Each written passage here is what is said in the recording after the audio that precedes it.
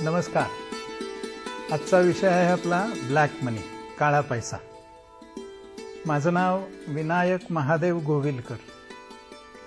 मी शिक्षणाने M.Com, LLB, FCA, PhD 30 वर्ष BYK college of कॉमर्समध्ये शिकवलं आणि प्राचार्य म्हणून तिथून स्वेच्छानिवृत्ती घेतली. चार्टर्ड अकाउंटंटची प्रॅक्टिस करतो. आपल्या सगळ्यांना ब्लॅक मनी हा विषय गेली काही वर्ष आणि विशेषतः ज्या 2014 मध्ये निवडणुका झाल्या त्यावेळेला खूपच जास्ती चर्चेत आल्याचं माहिती आहे. सरकार तर सत्तेवर येताना काळा पैसा विदेशातला आम्ही एका वर्षात घेऊन येऊ अशा काही आश्वासनांच्या वर आरूढ झालेला आपल्याला दिसतं. काय हा ब्लॅक मनी, किती आहे, त्याचे परिणाम काय होतात, तो शेवटपर्यंत ब्लॅकच राहतो का तो मुख्य प्रवाहात आणण्याचा काही प्रयत्न केला जातो, त्या ब्लॅक मनीचं काय करता येतं, काय करता येत नाही, असे अनेक प्रश्न सगळ्यांच्या मनामध्ये असतात. त्यातल्या काही प्रश्नांची उत्तरं आत्ताच्या या सत्रामध्ये आपल्याला मिळू शकते. भारताच्या CBIचे director, central bureau of investigation, श्रीमान AP सिंग यांनी फेब्रुवारी 2012 मध्ये सर्वोच्च न्यायालयात एक स्टेटमेंट केलं होतं आणि त्याच्यात असं म्हटलं होतं की भारतीय लोकांचा विदेशामध्ये ठेवलेला पैसा हा सुमारे $500 अब्ज असावा आणि स्विस बँकेमध्ये ज्यांनी पैसे ठेवलेले आहेत अशा ठेवीदारांमध्ये जगाच्या एकूण तुलनेमध्ये भारतीय हे सर्वात जास्ती ठेवीदार आहेत. काही जणांच्या मते फक्त स्वित्झर्लंडमध्ये भारतीयांचा 1.4 ट्रिलियन एवढा पैसा. मित्रांनो, 1 ट्रिलियन याचा अर्थ 1000 बिलियन आणि 1 बिलियन याचा अर्थ 100 कोटी. म्हणजे काय झालं? 1 ट्रिलियन म्हणजे 1,00,000 कोटी एवढा पैसा भारतीयांचा विदेशामध्ये आहे. मला वाटतं आपल्या सगळ्यांना एकूण ब्लॅक मनीची आणि विदेशातल्या एका बँकेत असलेल्या भारतीयांच्या पैशाची थोडीशी कल्पना आली असेल. मग बाहेर बँक खातं उघडणं हेच गैरकानूनी आहे का? तर असं नाहीये. कोणताही भारतीय माणूस हा विदेशामध्ये बँक खातं उघडू शकतो आणि हे कायद्याने संमत असलेली गोष्ट आहे. फक्त त्या खात्यात कोणता पैसा ठेवता येईल? तर त्याच्यासाठी 2 निकष आहेत. एक म्हणजे त्या पैशावर कर भरलेला असला पाहिजे आणि दुसरं म्हणजे हा जो पैसा विदेशातल्या बँकेत ठेवला जाणार आहे तो पैसा भारतातल्या स्थानिक अथॉरिटीजना दाखवलेला असला पाहिजे, म्हणजे डिस्क्लोज टू लोकल अथॉरिटी. या 2 अटी जर पूर्ण होत असतील तर असा पैसा विदेशात बँक खातं उघडून ठेवायला कायद्याने परवानगी आहे. थोडक्यात काय, तर कुठल्याही विदेशात असलेलं बँक खातं म्हणजे काळ्या पैशाचंच खातं असं नाही. ज्याच्यावर तुम्ही कर भरला नाही आणि जो इथे अथॉरिटीजना दाखवला नाही असा जो पैसा आहे तो पैसा काळा पैसा म्हणून मानला जातो. थोडी जर व्याख्या करायची झाली काळ्या पैशाची तर कशी करता येईल? असा पैसा जो कायदेशीरपणे मिळवला नाही आणि कायदेशीरपणे धारण केलेला नाही असा पैसा म्हणजे काळा पैसा. ज्या गोष्टी कायद्याने करता येत नाहीत त्या करून पैसा मिळवला तर तो काळा पैसा. मग असा पैसा मिळवण्याचे 3 मार्ग आहेत. त्यातला पहिला मार्ग कोणता आहे तर बेकायदेशीर धंदा करून मिळवलेला पैसा. धंदा केला पण त्या धंद्याला कायद्याने बंदी घातलेली आहे असा धंदा केला, त्याला म्हणतात इल्लीगल बिझनेस. मला वाटतं थोडीशी कल्पना केली तरी सुद्धा आपल्याला असा इल्लीगल बिझनेस कोणता हे डोळ्यासमोर येऊ शकेल. उदाहरणार्थ अंमली पदार्थांची खरेदी विक्री किंवा अंमली पदार्थाचं एका ठिकाणाहून दुसऱ्या ठिकाणापर्यंत घेऊन जाणं, शस्त्रास्त्रांचं व्यापार किंवा ज्या वस्तू ह्या उत्पादन करण्याची ज्याला अधिकार नाही, परवानगी नाही, त्यांनी उत्पादन करून विकणं किंवा पायरेटेड कॉपीज, अशा सगळ्या गोष्टी या इल्लीगल बिझनेसमध्ये येतात. ज्या धंद्याला कायद्याने परवानगी नाही असा धंदा करून मिळालेलं उत्पन्न किंवा पैसा हा पहिला ब्लॅक मनीचा प्रकार झाला. दुसरा प्रकार आणखीन एक आहे काळ्या पैशाचा, आणि तो म्हणजे इल्लीगल मार्ग, बेकायदेशीर मार्गाने पैसा मिळवला. पहिल्या प्रकारात होता बेकायदेशीर बिझनेस, धंदा. आता आहे बेकायदेशीर मार्ग. म्हणजे काय? भ्रष्टाचार, लाचलुचपत, आतंकवाद, कमिशनची देवाणघेवाण, भेटवस्तूंची देवाणघेवाण, हे खरं म्हणजे कायद्याने संमत नाही. त्यामुळे अशा मार्गातून जर काही पैसा मिळवला असेल तर तो सुद्धा काळा पैसा म्हणून समजला जातो. आता तुम्ही म्हणाल कमिशन, याच्यात बेकायदेशीर काय? पण जे काम करण्यासाठी कमिशन द्यायला नको अशा कामात घेतलेलं कमिशन, जे काम करण्यासाठी भेटवस्तू द्यायला नको अशा कामासाठी घेतलेल्या भेटवस्तू, या इल्लीगल वेज आहेत. तिसरा एक प्रकार आहे आणि तो म्हणजे उत्पन्न मिळवलं ते कायदेशीर धंद्यातनं मिळवलं पण करांसाठी मात्र ते उत्पन्न दाखवलं नाही, म्हणजेच त्याच्यावर कर बुडवला, कर चुकवला. तर असं उत्पन्न सुद्धा जरी ते कायदेशीर धंद्यापासून मिळालेलं असलं तरी सुद्धा ते काळा पैसा या सदरामध्ये मोजलं जातं. असे 3 प्रकार काळ्या पैशाचे आहेत. थोडक्यात इल्लीगल बिझनेस, इल्लीगल वेज आणि तिसरं म्हणजे टॅक्स चुकवलेला. अशा 3 गोष्टीतनं जो पैसा मिळवला जातो, धारण केला जातो, तो काळा पैसा आहे. मग सामान्यपणे काय होतं तर असा पैसा मिळवताना कोणीही चेकनी किंवा बँकेच्या माध्यमातून असा पैसा मिळवत नाही. असा पैसा सामान्यतः रोखीने दिला घेतला जातो. आणि दुसरं म्हणजे अशा पैशावर खात्रीने टॅक्स बुडवलेला असतो. या 2 विशेष आपण म्हणू फीचर्स या ब्लॅक मनीचे असतात. आता ब्लॅक मनी म्हणजे काय हे समजल्यावर आपण जरा पुढे जाऊया भारतातल्या एकूण करप्शनच्या संदर्भात. करप्शन म्हणजे भ्रष्टाचार. मी अमुक एका ठिकाणी काम करतो, मला अमुक एक अधिकार आहे, त्या अधिकाराचा मी वापर करायचा किंवा न करायचा यासाठी मी माझ्या पगाराव्यतिरिक्त काहीतरी उत्पन्न मिळवतो, जे रोखीने मिळवतो आणि ज्याच्यावर कर भरत नाही. हे सगळं करप्शनमध्ये येतं.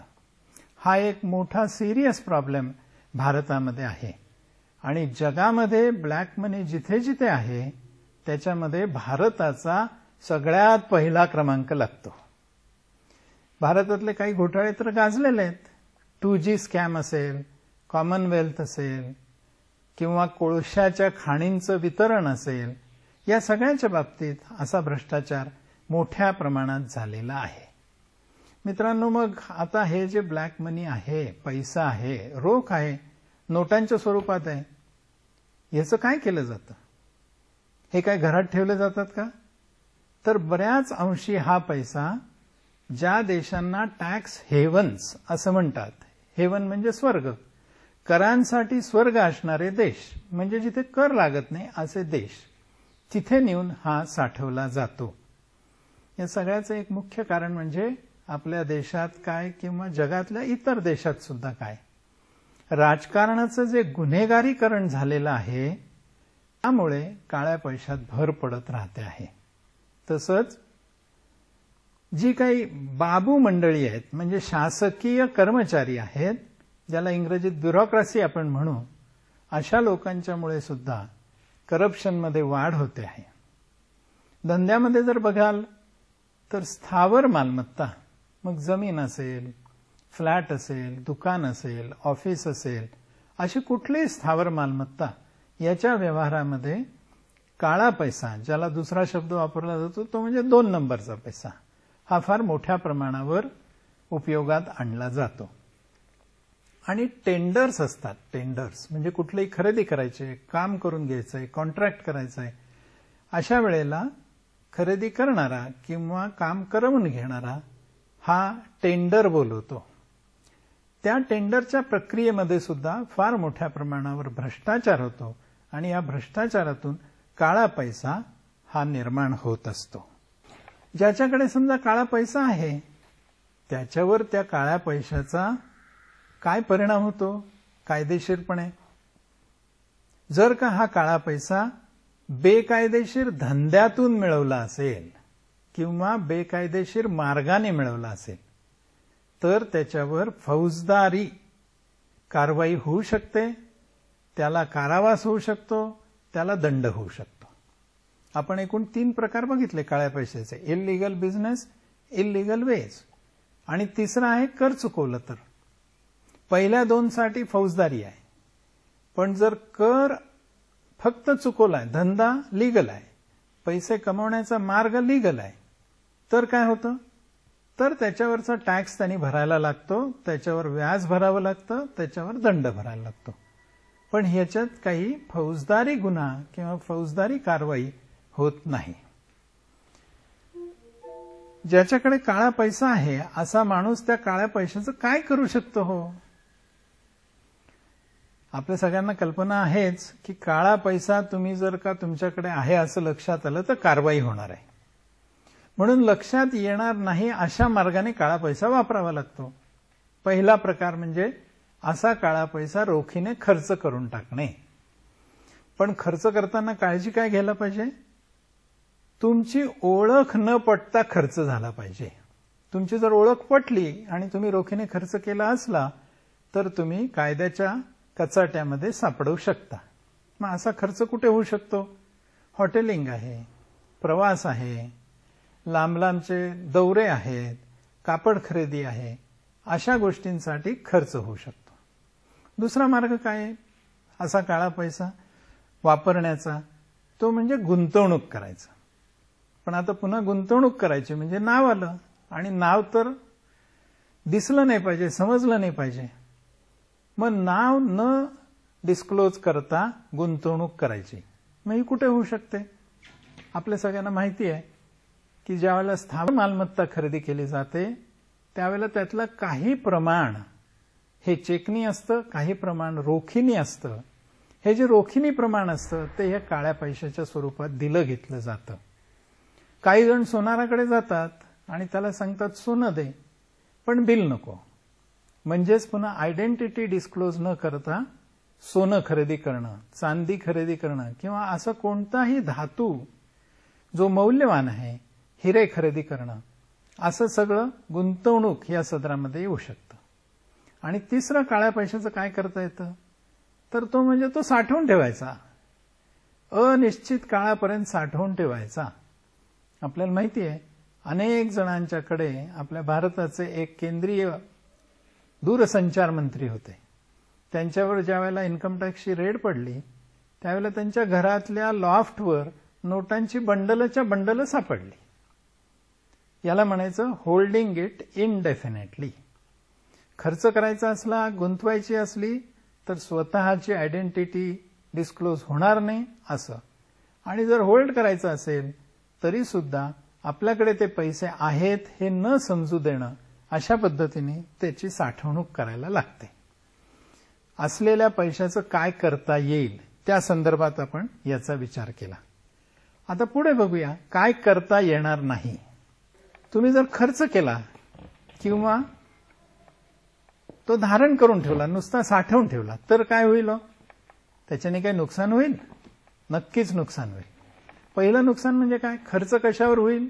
जिथे तुम्हाला आयडेंटिटी डिस्क्लोज करायची नाही तिथे खर्च करायचा आहे. त्यामुळे स्वाभाविकपणे हा खर्च अनुत्पादक कामासाठी होतो. उगाचच प्रवास केला, उगाचच हॉटेलिंग केलं, हा अनुत्पादक. दुसरं, हा जो खर्च होतो तो बेकायदेशीर किंवा अनैतिक किंवा प्रकृतीला त्रास होणाऱ्या गोष्टींवर खर्च केला जातो. तिसरं, तुम्ही जर नुसता धारण करून ठेवायचं ठरवला, साठवून ठेवायचं ठरवला, तर केव्हाही तुमच्यावर कायदेशीर कारवाई होऊ शकेल आणि त्याच्यात जर तो पैसा सापडला तर तुम्हाला सामोरं जावं लागेल कायद्याच्या चौकटीमध्ये. दुसरं म्हणजे तुम्ही साठवून ठेवलात, त्याच्यावर उत्पन्न काहीच मिळत नाही आणि पैशाची किंमत मात्र दिवसेंदिवस कमी होते. त्यामुळे साठवून ठेवण्यातही काही मजा नाही. आणि साठवायचं म्हटलं तर त्याच्यासाठी सुद्धा काही कॉस्ट आहे. अगदी साधं उदाहरण सांगायचं झालं तर तुम्ही एक बँकेत लॉकर घेतलं आणि त्याच्यात पैसे नेऊन ठेवले, तर लॉकरला भाडं तर भरावं लागेल, अशी कॉस्ट आहे. आणि दुसरं म्हणजे त्याच्या किमतीत घट होत राहते, पैशाची किंमत कमी होत राहते, ज्याला आपण महागाई म्हणतो. 5 वर्षापूर्वी 100 रुपयात जे मिळत होतं ते आज 100 रुपयात मिळत नाही, म्हणजे 100 रुपयाची किंमत कमी झाली. त्यामुळे असा पैसा खर्च करणं काय किंवा साठवून ठेवणं काय, याच्यानी नुकसानच अधिक होतं. काय करता येत नाही या पैशातून?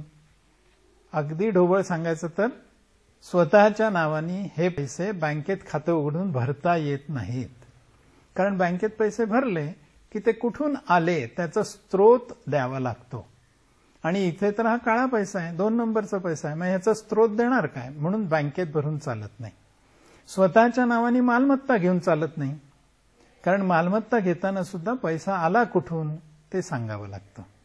तिसरं, हे पैसे माझे आहेत हे सुद्धा तुम्ही सांगू शकत नाही. कारण जर तुम्ही म्हटलात हे पैसे माझे आहेत, याचाच अर्थ तुम्ही कारवाईला, कायदेशीर कारवाईला तुम्हाला सामोरं जावं लागेल.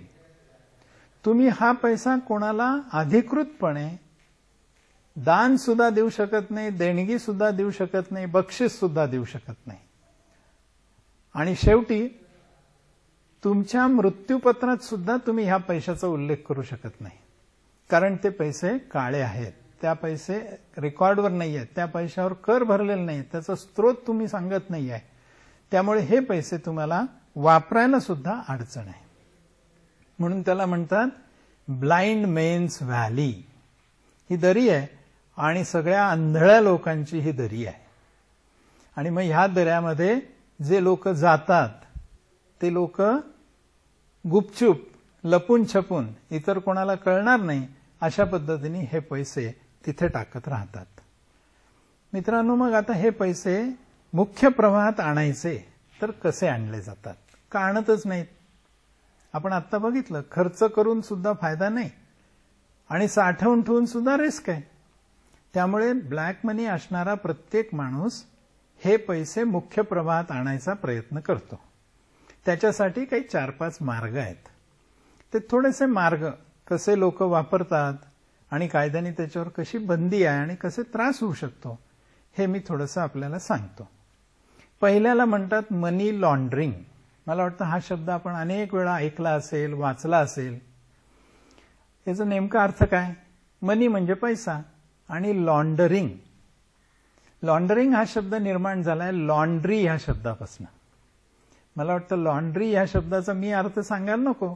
आपले कपडे मळले की आपण लॉन्ड्रीत टाकतो आणि तो लॉन्ड्रीवाला ते कपडे स्वच्छ धुवून इस्त्री करून आपल्याला देतो. म्हणजेच काळे कपडे पांढरे करणं याला लॉन्ड्रिंग असं म्हणतात. मनी लॉन्ड्रिंग याचा अर्थ काय झालं? मग काळा पैसा पांढरा करण्याचा मार्ग म्हणजे मनी लॉन्ड्रिंग. कसं केलं जातो? असे काही छोटे छोटे उद्योग आहेत की ज्या उद्योगामध्ये रोखीनेच पैसा मिळतो. अगदी सोपं उदाहरण सांगू तुम्हाला. तुम्ही एखाद्या ब्युटी पार्लरमध्ये गेलात आणि त्याचं बिल 150 रुपये झालं. तुम्ही असं म्हणता का 150 रुपयाचा चेक देतो? तुम्ही हेअर सलूनमध्ये गेलात आणि केस कापायला बसलात, त्याचे तुमचे काय 100 रुपये झाले. तुम्ही त्या न्हाव्याला 100 रुपये चेकने देता का? पानपट्टी आहे, तिथे तुम्ही घेतलं तर त्या पानपट्टीवाल्याला तुम्ही त्या पानाचे 10-20 रुपये काही चेकने देणार का? असे अनेक उद्योग आहेत की ज्या उद्योगांचं स्वरूपच रोखीत व्यवहार होण्याचं आहे. त्यामुळे अशा लोकांकडे, अशा व्यापाऱ्यांकडे, अशा व्यावसायिकांकडे रोख पैसाच येत असतो. आणि मी ही मंडळी काय करते, हा रोख पैसा बँकेमध्ये भरते आणि आपलं खातं चालवते. आता ज्यांच्याकडे काळा पैसा आहे अशी माणसं काय करतात, अशी माणसं 1-2-4 आपले जवळचे नातलग, मित्र अशा लोकांच्या नावानी खाती उघडतात बँकेत आणि त्यांच्या नावावर हे पैसे भरतात आणि म्हणतात की याचं पानाचं स्टॉल आहे, याचं ब्युटी पार्लर आहे, याचे कोचिंग क्लासेस आहेत आणि त्यांना हे पैसे मिळालेत, ते बँकेत भरलेत. त्यांच्या नावावर कर सुद्धा भरून टाकतात. त्यामुळे होतं कसं, सगळ्यांना माहिती आहे की कराची एक मर्यादा आहे ज्याला एक्झम्पशन लिमिट म्हणतात. उदाहरणार्थ सध्या 2.5 लाखापर्यंत कर लागत नाही. 2.5 लाख उत्पन्नाच्या पुढे गेलं की कर लागणार. मग असं 2.5 लाखाच्या खाली उत्पन्न असणाऱ्या 10-20 लोकांच्या नावाने जर खाती उघडली आणि त्यांच्यात 2.5 लाख रुपये भरून टाकले तर काय होणार आहे, त्यांना टॅक्स पण लागणार नाही आणि हा सगळा पैसा ज्याचा काळा पैसा आहे तो या 10-20 लोकांच्या नावावर पांढरा होईल. आणि मग काहीतरी मार्गाने या 10-20 लोकांकडचे ते पांढरे पैसे ज्याचे ब्लॅक मनी आहे त्याच्याकडे पुन्हा चेकनी वर्ग केले जातात. त्यामुळे ज्याच्याकडे ब्लॅक मनी होता तो त्यांनी कोणाच्या तरी खात्यात भरला, तिथून पुन्हा त्यांनी आपल्याकडे पैसा घेताना तो चेकनी घेतला आणि म्हणून हा सगळा व्यवहार black money to be converted into white money अशा स्वरूपाचा झाला. याला म्हणतात मनी लॉन्ड्रिंग. दुसरा एक प्रकार आहे ज्याचं नाव आहे हवाला. मला वाटतं हाही शब्द आपण सगळ्यांनी अनेकदा ऐकला असेल. हवाला म्हणजे काय असतं? एक अगदी सोपं उदाहरण आपण घेऊ म्हणजे आपल्या लक्षात येईल. समजा कल्पना करा मी नाशिकमध्ये आहे आणि माझा एक मित्र बंगलोरमध्ये आहे. बंगलोरमधल्या माझ्या मित्राला तातडीने पैशाची गरज आहे आणि बँकांना सलग 4 दिवस सुट्टी आली आहे. त्यामुळे त्याचे बँकेत पैसे असून सुद्धा त्याला बँकेतनं पैसे काढता येत नाहीयेत आणि त्याला मात्र पैसे तातडीने द्यायचे. मग अशा वेळेला काय करता येईल, कसे पैसे वर्ग करता येतील? समजा त्याचा मला फोन आला आणि तो मला असं म्हणाला की मला तातडीने पैशाची गरज आहे, तू काही करशील का? मी त्याला म्हटलं पाठवतो बँकेने. तो सांगतो मला बँका बंद आहेत बाबा 4-5 दिवस, त्यामुळे नाही बँकेचे पैसे मला मिळू शकणार. मग मला आठवतं, अरे बंगलोरमध्ये माझा एक मित्र आहे, व्यापारी आहे, त्याच्याकडे रोज चांगली कॅशची उलाढाल होत असते. त्याला जर मी सांगितलं बाबा रे माझ्या मित्राला तू इकडे 50,000 पाहिजेत तेवढे दे, तुला एकतर मी 4 दिवसांनी पाठवीन किंवा तू जर सांगितलंस की इथे नाशिकमध्ये माझ्या आईवडिलांकडे 50,000 देऊन टाक मला, नाहीतरी ते पाठवायचेच आहेत आईवडिलांना, तर मी इकडे ह्याला 50,000 देतो. बघा दोघांची गरज आहे. मला तिथे 50,000 माझ्या मित्राला पाठवायचे आहेत आणि तिथल्या माझ्या व्यापारी मित्राला 50,000 रुपये त्याच्या आईवडिलांना नाशिकमध्ये पाठवायचे आहेत. झाली का दोघांची सोय? मग मी काय करेन, हे 50,000 रुपये नाशिकमधल्या त्याच्या आईवडिलांकडे पोचते करीन. त्याचे आईवडील त्याला फोन करतील, अरे मला 50,000 मिळाले. हा फोन त्याला गेला की तो बंगलोरमध्ये माझ्या मित्राला 50,000 रुपये देऊन टाकेल. लक्षात आला व्यवहार कसा झाला? याला म्हणतात हवाला. मी तिथल्या मित्राशी प्रत्यक्ष थेट कुठलाही व्यवहार केला नाही, पण मित्राच्या पेरेंट्सना इथे मी पैसे दिले आणि माझ्या मित्राला त्या मित्राने बंगलोरमध्ये पैसे दिले. हा साधा हवाला व्यवहार, एकमेकांच्या सोयीसाठी केलेला व्यवहार.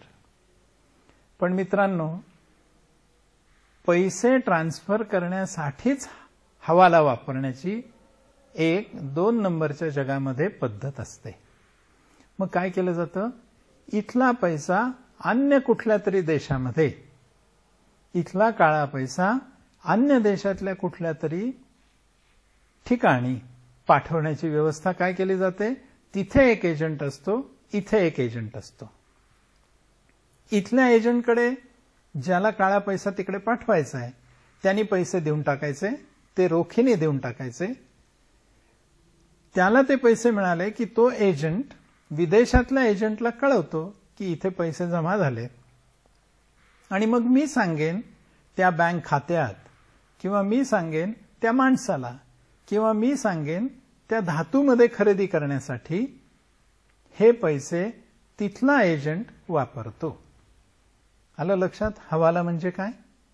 पैशाची वास्तविक एका देशातनं दुसऱ्या देशात वाहतूक होतच नाही. म्हणजे ज्या वेळेला असं म्हटलं जातं ना की विदेशातला काळा पैसा भारतात घेऊन येऊ, म्हणजे काय इथून नोटा उचलून तिथे नेल्यात का? नोटा उचलून नेलेल्याच नसतात, त्या इथेच असतात. फक्त हवाला मार्गाने पैसा तिकडे क्रेडिट केला जातो, जमा केला जातो. तिसरा आणखीन एक मार्ग आहे ज्याचं नाव आहे ट्रान्सफर प्राइसिंग. ट्रान्सफर हा शब्द आपल्या सगळ्यांना माहिती आहे. एका ठिकाणाहून दुसऱ्या ठिकाणी वस्तू असेल, माणूस असेल, न्यायचा, हलवायचा, आणि याच्यासाठी जी किंमत आकारली जाते त्याला प्राइसिंग असं म्हणतात. आता थोडंसं समजून घेऊया. दोन देशांमध्ये आयात निर्यात चालू असते. समजा आपण अमेरिकेतून काही आयात केली, त्या आयातीचं बिल समजा $1,00,000 आहे, तर माझ्याकडे माल येईल आणि $1,00,000 बिल येईल. हे बिल आलं की मी $1,00,000 तिकडे दिले पाहिजेत. हा आयातीचा व्यवहार. आता समजा मी आयात करताना त्याला सांगतो की बाबा रे, तू $1,00,000चा माल मला पाठव, पण बिल मात्र $4,00,000 कर. काय होईल याच्याने कल्पना करा. मी त्याला देणं किती लागतो? मला माल $1,00,000चा आलाय, त्यामुळे मी त्याला देणं लागतो $1,00,000. पण मीच त्याला सांगितलंय की तू $4,00,000चं बिल कर. याचं कारण काय? हे जे वरचे $3,00,000 आहेत ज्याचा माल मला मिळालेला नाही, हे $3,00,000 मला विदेशात पाठवायचे. मग मी इथून चेक पाठवतो $4,00,000चा, त्यापैकी $1,00,000 तो काढून घेतो आणि $3,00,000 मी सांगेल तिथे माझ्या बँक खात्यामध्ये भरून टाकतो. माझे पैसे इथून तिकडे वर्ग झाले. तिकडे वर्ग होताना गंमत कशी आहे बघा. आता इथे मात्र माझ्या खात्यामध्ये, पुस्तकांमध्ये, हिशोबांमध्ये $4,00,000ची खरेदी दिसेल, $4,00,000ची आयात दिसेल. वास्तविक आयात झाली $1,00,000ची. त्यामुळे इथला पैसा हा बाहेर पाठवण्यासाठी याला म्हणायचं ओव्हर इनव्हॉइसिंग ऑफ इम्पोर्ट्स. आयातीचं जे बिल होणार आहे ते अधिक किमतीचं केलं जातं. आणि या उलट निर्यातीच्या बाबतीत होईल का? निर्यात म्हणजे काय? मी भारतातनं माल अमेरिकेत विकतो आहे, तर बिल $1,00,000चं करेन आणि अपेक्षा काय ठेवेन? त्यांनी मला $1,00,000 चेकनी पाठवले पाहिजेत. पण आता मी काय करतो? बिल माल $1,00,000चा पाठवायच्या ऐवजी बिल $1,00,000चं करतो, माल 10,000चा पाठवतो. काय होणार याच्यानी? याच्यानी तो मला $1,00,000 पाठवतो आहे. मित्रांनो लक्षात घ्या, over invoicing of exports and under invoicing of imports, म्हणजे जे आयात करणार आहोत त्याचं बिल कमी करायचं. माल $1,00,000चा गेला, बिल 10,000चं आलं. याच्याने होणार काय आहे? मला पैसे येताना 10,000चे येणार आहेत, पण माझ्याकडनं माल मात्र $1,00,000चा गेलाय. हे जे $90,000 कमी बिल चार्ज केलंय ते त्यांनी तर मला दिले पाहिजेत. फक्त तो चेकनी मला भारतात न पाठवता मी सांगेन त्या खात्यामध्ये तो ते भरत असतो.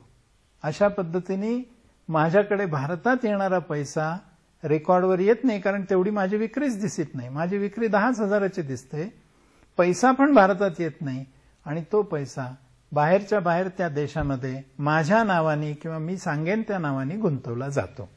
याला म्हणायचं ट्रान्सफर प्राइसिंग.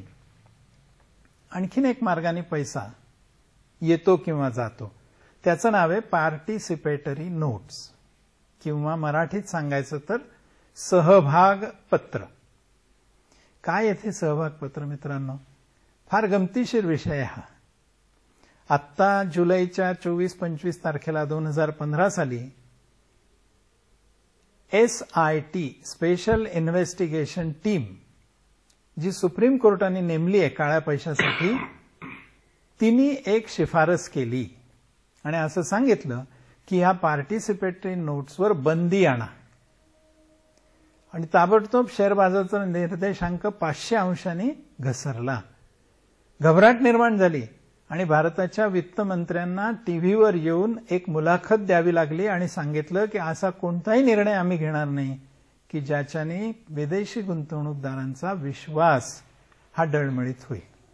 बघा किती महत्व आहे या पार्टिसिपेटरी नोट्सना. काय असतात या पार्टिसिपेटरी नोट्स?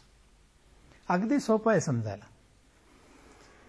भारताने 91 साली उदार आर्थिक धोरण स्वीकारलं आणि विदेशी गुंतवणूकदारांना भारताच्या शेअर बाजारात गुंतवणूक करायला परवानगी दिली.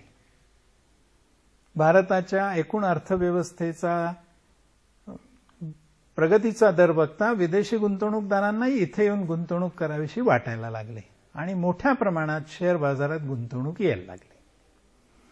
मित्रांनो, आपण जसं बँकेत गेलो खातं उघडायला, म्युच्युअल फंडाचे युनिट्स घ्यायला गेलो, तर आपल्याला काय सांगतात? ते सांगतात KYC नॉर्म्सची पूर्तता करा. KYC म्हणजे नो युअर कस्टमर. याच्यात काय येतं? तर तुम्ही तुमचं आयडेंटिटी प्रूव्ह करायची. मीच विनायक गोविलकर आहे हे सिद्ध करायचं. त्याच्यासाठी कागद द्यायचे. दुसरं, माझा राहण्याचा पत्ता हा आहे हे सिद्ध करायचं. मग त्याच्यासाठी कदाचित विजेचं बिल असेल, टेलिफोनचं बिल असेल वगैरे. या 2 गोष्टी सिद्ध करायच्या. मग KYC नॉर्म्स पूर्ण झाले असं मानलं जातं. थोडक्यात काय? गुंतवणूकदाराची ओळख पटली पाहिजे आणि त्याचा राहण्याचा पत्ता हा सिद्ध झाला पाहिजे. हे केल्याशिवाय तुम्हाला बँक खातं उघडता येत नाही. हे केल्याशिवाय तुम्हाला युनिट्स घेता येत नाही. हे केल्याशिवाय तुम्हाला शेअर्समध्ये गुंतवणूक करता येत नाही वगैरे. मग विदेशातनं अब्जावधी डॉलर भारतात गुंतवणाऱ्या गुंतवणूकदाराला KYC नॉर्म्स असले पाहिजेत की नको? असायलाच पाहिजेत. म्हणून अशा ज्या विदेशी गुंतवणूक संस्था आहेत त्यांना सुद्धा KYC नॉर्म्स आहेत. पण मित्रांनो, ह्या विदेशी गुंतवणूक संस्था काय करतात? तर काही अशी मंडळी असते विदेशी गुंतवणूकदार की ज्यांना आपल्या स्वतःची ओळखच द्यायची नसते. हे पैसे माझे आहेत हे कुठेही रेकॉर्डवर येऊ नये अशी इच्छा असते. मग ते जातात अशा विदेशी गुंतवणूक संस्थांकडे आणि त्यांना सांगतात की माझ्या वतीने तुम्ही खालील शेअर्स विकत घ्या, त्याचे पैसे मी तुम्हाला देतो, पण त्याची खरेदी तुम्ही तुमच्याच नावावर करा, माझ्या नावावर करू नका. मग ही विदेशी गुंतवणूक संस्था त्यांच्या ऑर्डरप्रमाणे ते शेअर्स खरेदी करते. त्याचे पैसे हा गुंतवणूकदार देऊन टाकतो. हे शेअर्स त्या विदेशी गुंतवणूक संस्थेच्या नावावर असतात. केवढी मोठी जोखीम आहे ना. आपले अब्जावधी डॉलर्स त्या संस्थेच्या नावाने गुंतवायचे. म्हणून मग हे गुंतवणूकदार काय म्हणतात? आता तुम्ही आम्हाला एक पावती द्या. ज्या पावतीत असं म्हणा की तुमच्या ऑर्डरप्रमाणे खालील शेअर्स आम्ही इतक्या इतक्या रकमेला खरेदी केलेत आणि हे तुमच्यासाठी आमच्या नावावर खरेदी केलेत. अशी जी पावती ही विदेशी गुंतवणूक संस्था गुंतवणूकदाराला देते त्याला पार्टिसिपेटरी नोट असं म्हणतात. म्हणजे गुंतवणूक करणारा भलताच आहे आणि गुंतवणूक त्या FII फॉरेन इन्स्टिट्यूशनल इन्व्हेस्टरच्या नावावर आहे. या सगळ्या प्रकारामध्ये कोणाच्या पैशातनं गुंतवणूक झाली आहे हे कळतच नाही. अशा रीतीने विदेशी गुंतवणूकदार काळा पैसा FIIच्या माध्यमातून पार्टिसिपेटरी नोटद्वारे भारतीय शेअर बाजारात गुंतवत असतो. असं म्हणतात की भारताच्या शेअर बाजारात सध्या सुमारे 2.25 लाख कोटी रुपये हा आत्ताचा आकडा आपल्या फायनान्स मिनिस्टरनी दिलेला आहे. 2.25 लाख कोटी रुपयाची भारतीय शेअर बाजारातली गुंतवणूक ही पार्टिसिपेटरी नोट्सच्या माध्यमातून झालेली आहे. लक्षात आलं असेल मला असं वाटतं तुम्हाला. इथून पैसा बाहेर पाठवायचा, बाहेर गेला की तो विदेशी पैसा झाला आणि तो विदेशी पैसा पार्टिसिपेटरी नोट्सच्या माध्यमातून पुन्हा भारताच्या शेअर बाजारात गुंतवायचा, अशी एक पद्धत हा काळा पैसा मुख्य प्रवाहात आणण्यासाठी वापरली जाते आहे. अर्थात याच्यावरचा मिळणारा डिव्हिडंड हा गुंतवणूकदाराचा आहे. याच्यावर जर काही राईट शेअर, बोनस शेअर्स मिळाले तर ते गुंतवणूकदाराचे आहेत. FII फक्त नाममात्र आहे. आणखीन एक प्रकार आहे ज्याला डबल टॅक्सेशन अव्हॉइडन्स अग्रीमेंट, दुहेरी कराधान टाळणं याच्यासाठी केलेला करार. काय होतं बऱ्याच वेळेला, समजा भारतीय एखादा माणूस भारतात राहणार आहे, उदाहरणार्थ एखादा डॉक्टर आहे.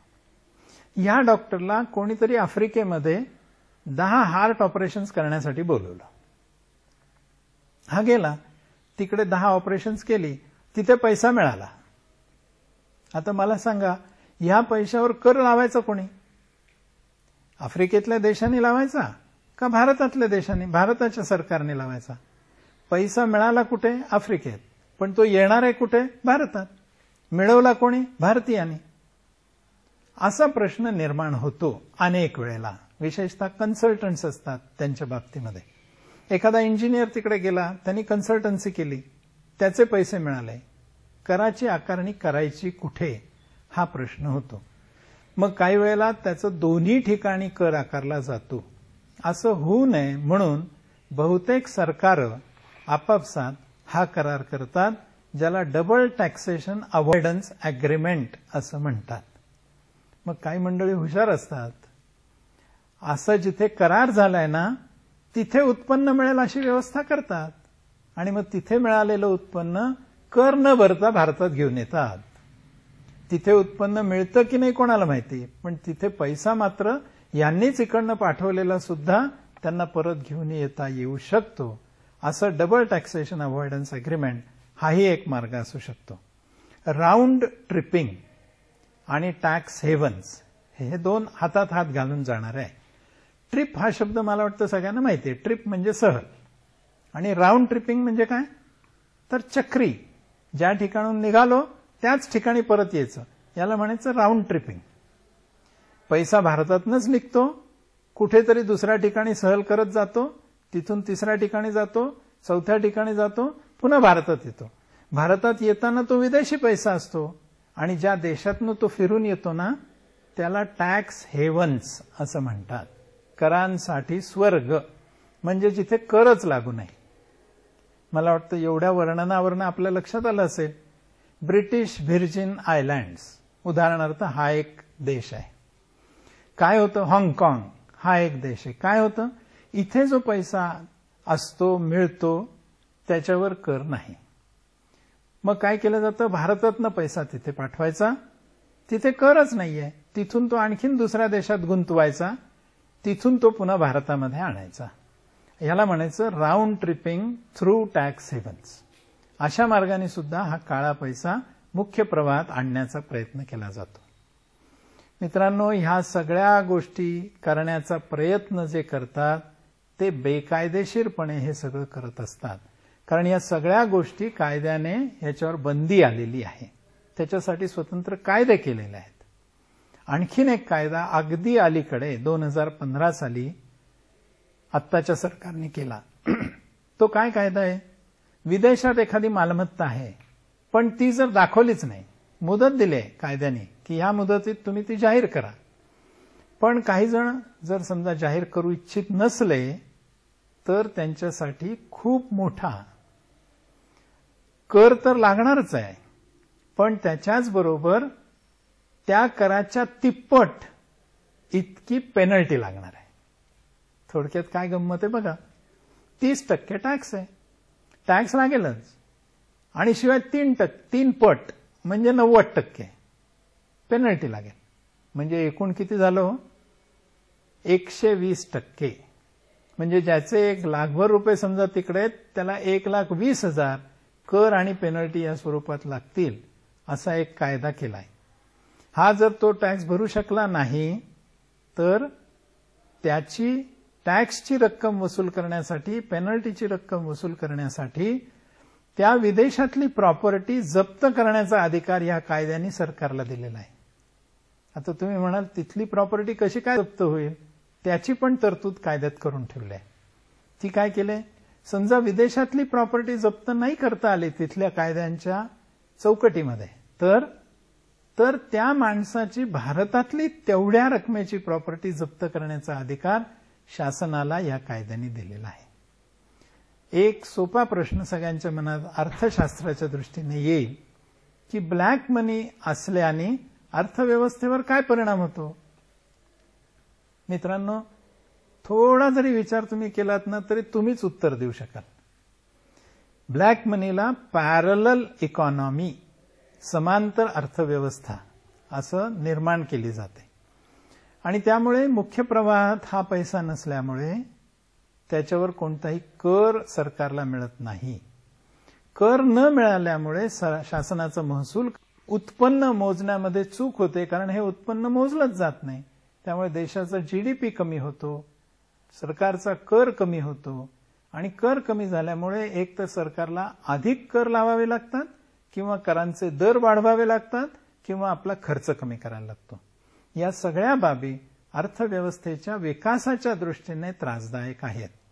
म्हणून ब्लॅक मनी कमी होणं, ज्यांच्याकडे ब्लॅक मनी आहे त्यांच्यावर वचक निर्माण करणं, असा ब्लॅक मनी निर्माण होणार नाही यासाठी प्रयत्न करणं, हे सगळं शासनाला आवश्यक आहे. त्यासाठी पावले प्रत्येक शासन उचलत असतं. असा कायदा करणं, त्याची अंमलबजावणी नीट करणं हे यासाठी आवश्यक आहे. धन्यवाद.